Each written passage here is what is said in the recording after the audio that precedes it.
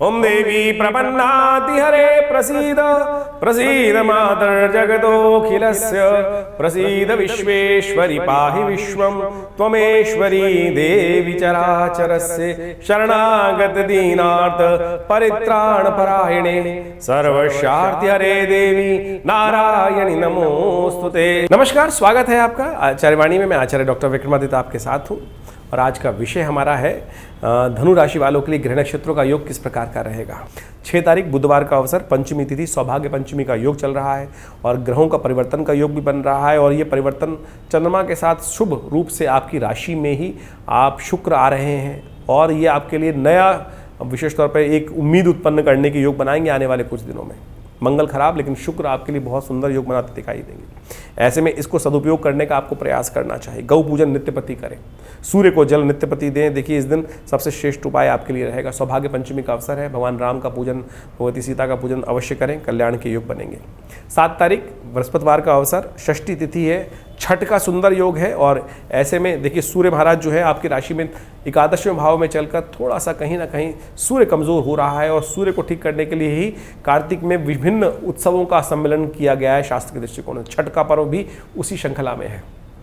कार्तिक में सुबह जल्दी स्नान करने की परंपरा है भारतीय संस्कृति में, उसके बाद सूर्य नारायण की पूजा करने की परंपरा है। उसी श्रृंखला में उस क्षेत्र के अंदर, विशेष पूर्व क्षेत्र के अंदर ये उत्सव डाल दिया गया कि सूर्य की उपासना करें, सूर्य को ताकत दें। सूर्य कमज़ोर हो जाते हैं और सूर्य का दर्शन, सूर्य में बैठकर विशेष तौर पर थोड़ा पूजन करने से कहा जाता है कि सूर्य को शक्ति मिलती है और कीर्ति जो कमी हो जाती है, विशेष तौर पर सूर्य का प्रभाव कम हो जाता है आपके शरीर पर, जन्म पर, आपकी राशि के दृष्टिकोण से, उसको ठीक करने का योग बनाया जाता है। तो अवश्य इसका उपयोग करना चाहिए आपको। भारतीय संस्कृति के दृष्टिकोण से इसको बड़ा महत्वपूर्ण कहा गया है। और इस दिन ग्रहों का परिवर्तन का योग बन रहा है और ग्रह परिवर्तन कर आपके लिए लाभ के रास्ते भी बनाते दिखाई दे रहे हैं। चंद्रमा परिवर्तन करके दूसरे भाव में चला जाएगा, बृहस्पति से दृष्ट हो जाएगा और यह आपके लिए उम्मीद की एक नई किरण उत्पन्न कर सकता है। इसका उपयोग अवश्य करने का आपको प्रयास करना चाहिए। 8 तारीख का दिन गजकेसरी योग का निर्माण हो चुका है, सप्तमी तिथि है और विशेष तौर पर बृहस्पति से पूर्ण दृष्टि चंद्रमा पर पड़ते हुए आशीर्वाद के द्वारा, माता पिता गुरुजन का आशीर्वाद लेकर जो भी कार्य करोगे ना, उसमें विजय के योग बहुत सुंदर बन रहे हैं। और ग्रह नक्षत्रों के दृष्टिकोण से इन दिनों बाकी ग्रहों को भी ठीक करने का दिन अच्छा बन रहा है। गौ पूजन अवश्य कीजिएगा। और 9 तारीख को तो गोपाष्टमी ही है, विशेष तौर पर ध्यान रखें। शनि को ठीक करने का उपाय है विशेष तौर पर। शनिवार के दिन गोपाष्टमी का योग बन रहा है, यह आपके लिए बड़ा विशेष है। शनि महाराज के साथ चंद्रमा सुंदर योग बनाते दिखाई देंगे और ऐसे में विशेष तौर पर अवश्य अपने वजन के बराबर अनाज का दान करें, गौशाला में दान करें, गाय का आशीर्वाद लें, गौ का पूजन करें।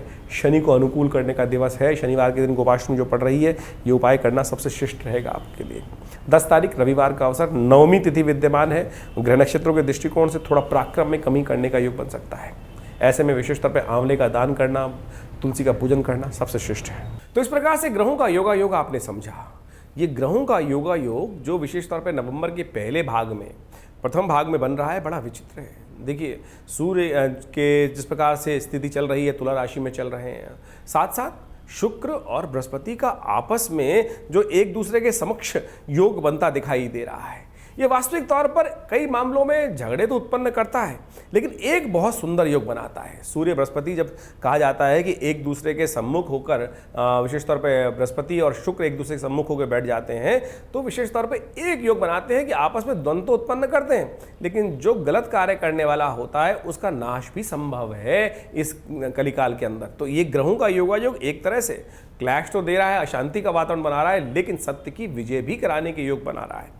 तो आप विशेष तौर पर अपनी राशि के संबंध के अनुसार से आपने ग्रहों का योगा योग समझा है, जो उसको ठीक करने के लिए विशेष तौर पर शास्त्र में जो प्रमाणित उपाय हैं उनको उतारने का जीवन में प्रयास करें। हम इस कार्यक्रम के माध्यम से आपके समक्ष जब ज्योतिष को उपस्थित करते हैं तो हम प्रयास करते हैं कि जो प्रमाणिक, विशेष तौर पर पौराणिक मत के अनुसार से जो उपाय शास्त्र में वर्णित हैं, पंचांग के दृष्टिकोण से, विशेष तौर पर तिथियों के दृष्टिकोण से, इन योगा योगों को महत्व समझने का हमें प्रयास करना चाहिए। भारतीय संस्कृति में शास्त्रों की जो रचना की गई है वो इसी कारण से रचना की गई है। उन सब जो उपाय हम सब लोग करें वो शास्त्र के प्रमाणित उपाय करने का प्रयास करें। सत्यव्रत जिस प्रकार से बताया गया, अष्टमी का व्रत, सप्तमी का, विशेष तौर पर जो विभिन्न योग योग ज्योतिष के दृष्टिकोण से बनते हैं, उन सबकी पौराणिक कथाएं शास्त्र में, पुराण इत्यादि में विद्यमान की गई हैं, शास्त्रों में विद्यमान की गई हैं। जो व्रत निर्धारित किए गए हैं वो सब निवारण ही है। जैसे मंगलवार, सोमवार, बुधवार, अनेक अनेक दिन के अनेक अनेक देवता हैं। तो हमको ये समझते हुए कार्य करने का प्रयास करना चाहिए। सनातन पद्धति में कुछ भी बात कपोल कल्पित नहीं है।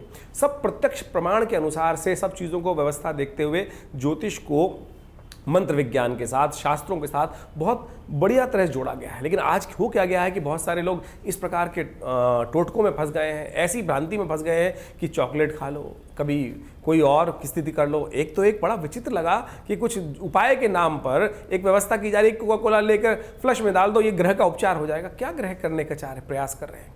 ये क्या मतिभ्रम उत्पन्न करने का संसार में प्रयास किया जा रहा है? ज्योतिष जैसे इतने वृहद विज्ञान को कोका कोला में लाके रख दिया गया है। मतलब स्थिति सोचे कि मतलब बड़ा विचित्र लगता है कि आज जिस प्रकार से अभी दिवाली के संबंध में इतनी भ्रांति उत्पन्न करने का प्रयास किया जा रहा है, शास्त्र मत को समझा नहीं जा रहा है। तो हमने अपने इस चैनल के माध्यम से आपके समक्ष बहुत सारी चीज़ें उपस्थित करने का प्रयास किया है। कोशिश ये करें। भगवान की कृपा अद्भुत है, बड़े सरल कर्म से बन जाती है। और हम अनेक प्रकार के, मुझे बताइए परमात्मा को आपके पैसे की आवश्यकता क्या है?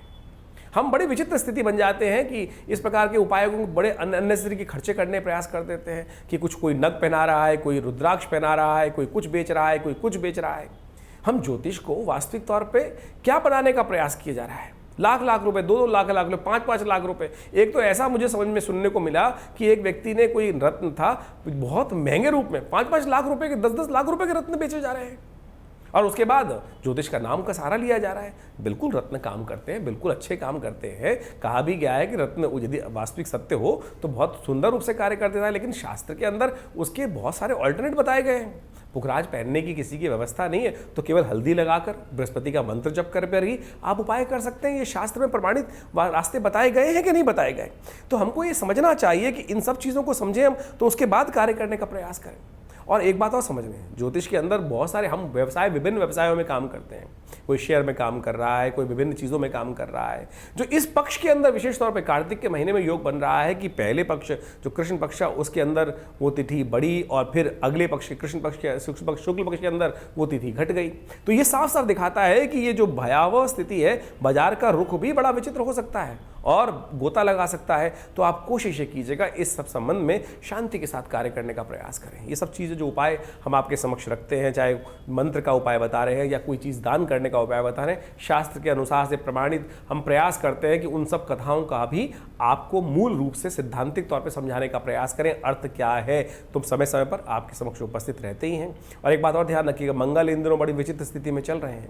मंगल का योग कर्क राशि में जो योग बन रहा है, नीच के होकर मंगल स्थित हो गए और काफ़ी लंबे समय तक ये मंगल योग बनाने वाले हैं। ऐसे में विश्व के दृष्टिकोण से तो ये भयावह स्थिति बनती है। कोई भी दुस्साहसपूर्ण कार्य बहुत सारे गलत लोग कर सकते हैं, गलत तरफ दिमाग चल सकता है, दुस्साहसपूर्ण कार्य हो सकता है। तो ऐसे में मंगल का लगातार आप उपाय करने का प्रयास करें।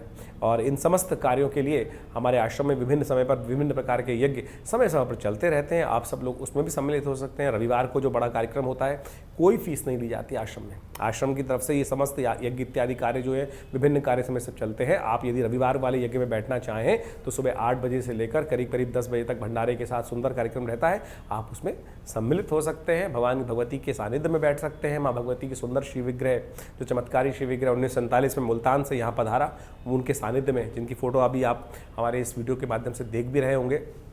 तो ये भगवती का शिव विग्रह 1947 में 500 साल पुराना भगवती का शिव विग्रह है जो आश्रम में प्रतिष्ठित है। उन्हीं के सानिध्य में विभिन्न प्रकार के कार्यक्रम, गौशाला इत्यादि, विभिन्न हॉस्पिटल के, जो विवेकानंद हॉस्पिटल है, योगा प्राकृतिक चिकित्सा आयुर्वेद का हॉस्पिटल है, वो कार्य कर रहा है। विभिन्न लोग जो विभिन्न पैनल्स पे हैं, भारत सरकार के, दिल्ली सरकार के, एनडीएमसी के, दिल्ली पुलिस के, विभिन्न सरकारी ऑर्गेनाइजेशंस हैं, वो भी आकर यहाँ पर अपना इलाज पैनल पे होने के कारण से कराते हैं। तो आप भी हमारे इस संस्थान से जुड़ें और संपूर्ण रूप से आध्यात्मिक कार्यों को हम आगे बढ़ाने का प्रयास कर रहे हैं। आशा करते हैं आप भी इसमें सुंदर रूप से जुड़कर लाभ लेंगे और विवेकानंद योग आश्रम के साथ जुड़े रहेंगे।